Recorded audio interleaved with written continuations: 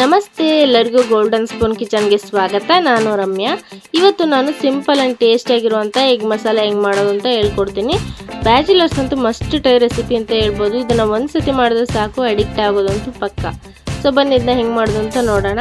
ಈಗ ನಾನು ಬಾಣಲಿಯಲ್ಲಿ 2 ರಿಂದ 3 ಟೇಬಲ್ ಸ್ಪೂನ್ ಆಗೋಷ್ಟು ಎಣ್ಣೆನ ಹಾಕ್ಕೊಂಡು ಇದಕ್ಕೆ ಒಂದು ಮೀಡಿಯಮ್ ಸೈಜ್ ಈರುಳ್ಳಿ ಮತ್ತು 2 ರಿಂದ 3 ಕೆಂಪು ಮೆಣಸಿನ್ಕಾಯಿನ ಕಟ್ ಮಾಡಿ ಹಾಕ್ಕೊತಾ ಇದ್ದೀನಿ. ನೀವು ಹಸಿರು ಮೆಣಸಿನ್ಕಾಯಿ ಬೇಕಾದರೂ ಕಟ್ ಮಾಡಿ ಹಾಕೊಬೋದು. ಇದನ್ನು ನಾವೀಗ ಚೆನ್ನಾಗಿ ಫ್ರೈ ಮಾಡಿಕೊಂಡು ಇದಕ್ಕೆ ನಾನಿವಾಗ 1 ಟೇಬಲ್ ಸ್ಪೂನ್ ಆಗೋಷ್ಟು ಶುಂಠಿ ಬೆಳ್ಳುಳ್ಳಿ ಪೇಸ್ಟನ್ನು ಹಾಕ್ಕೊಂಡು ಅದನ್ನು ಸಹ ಚೆನ್ನಾಗಿ ಹಸಿ ಸ್ಮೆಲ್ ಹೋಗೋವರೆಗೂ ಚೆನ್ನಾಗಿ ಫ್ರೈ ಮಾಡ್ಕೊಳ್ಳೋಣ. ನೋಡಿ ಇವಾಗ ಚೆನ್ನಾಗಿ ಫ್ರೈ ಮಾಡ್ಕೊಂಡಿದ್ದೀನಿ. ಇದಕ್ಕೆ ನಾನಿವಾಗ ಒಂದು ಮೀಡಿಯಮ್ ಸೈಜ್ ಟೊಮೊಟೊನ ಸಣ್ಣದಾಗಿ ಈ ಥರ ಕಟ್ ಮಾಡಿ ಹಾಕ್ಕೊತಾ ಇದ್ದೀನಿ. ಇವಾಗ ನಾವು ಇದನ್ನು ಚೆನ್ನಾಗಿ ಫ್ರೈ ಮಾಡಿಕೊಂಡು ಇದಕ್ಕೆ ನಾನು ಸ್ವಲ್ಪ ಉಪ್ಪನ್ನು ಹಾಕ್ಕೊತಾ ಇದ್ದೀನಿ. ಉಪ್ಪನ್ನು ಹಾಕ್ಕೊಂಡು ನಾವು ಚೆನ್ನಾಗಿ ಫ್ರೈ ಮಾಡ್ಕೊಳ್ಳೋಣ. ಟೊಮೊಟೊ ಸಾಫ್ಟ್ ಆಗೋವರೆಗೂ ಫ್ರೈ ಮಾಡ್ಕೊಳ್ಳಿ.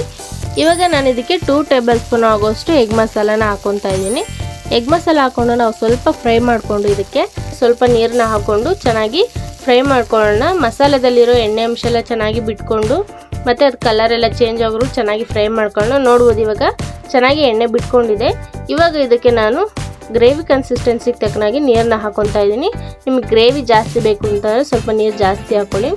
ನೋಡಿ ಇವಾಗ ಚೆನ್ನಾಗಿ ಕುದೀತಾ ಇದೆ. ಇವಾಗ ನಾನು ರುಚಿಗೆ ತಕ್ಕಷ್ಟು ಉಪ್ಪನ್ನು ಹಾಕ್ಕೊಂಡಿದ್ದೀನಿ. ಇಲ್ಲಿ ನಾನು ಮುಂಚೆನೇ ಮೊಟ್ಟೆನ ಬೇಯಿಸಿ ಈ ಥರ ಕಟ್ ಮಾಡಿ ಇಟ್ಕೊಂಡಿದ್ದೀನಿ.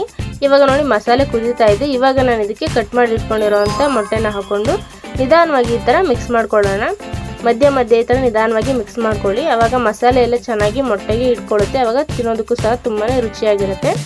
ನೋಡಿ ಈ ಥರ ಚೆನ್ನಾಗಿ ಮಿಕ್ಸ್ ಮಾಡ್ಕೊಂಡು ಇದಕ್ಕೆ ಕೊನೆದಾಗಿ ಕೊತ್ತಂಬರಿ ಸೊಪ್ಪನ್ನು ಹಾಕೊಂಡ್ಬಿಟ್ರೆ ಫೈನಲಿ ರೆಡಿ ಆಗುತ್ತೆ. ಚಪಾತಿ, ಪೂರಿ, ರೋಟಿ, ಅನ್ನ ಎಲ್ಲದಕ್ಕೂ ತುಂಬಾ ಕಾಂಬಿನೇಷನ್ ಚೆನ್ನಾಗಿರುತ್ತೆ.